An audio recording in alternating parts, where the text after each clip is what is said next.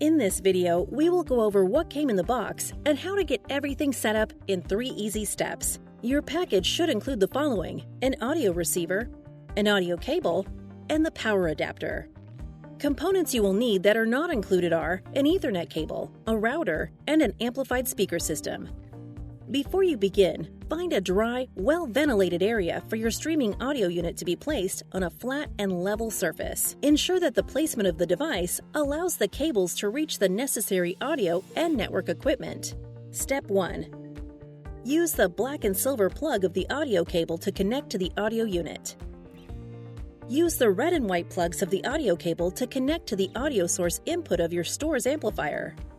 Step 2. Connect one end of an Ethernet cable not included to the Ethernet port of the audio receiver. Connect the other end of the Ethernet cable to your store's router. Step 3. Plug the included power adapter into a wall outlet or power strip. Then plug it into the audio receiver. The receiver will automatically power on. The radio should begin streaming within 90 seconds. Questions? Call now and one of our friendly customer service representatives will be happy to assist you. Do It Best Radio, audio that's in tune with your business.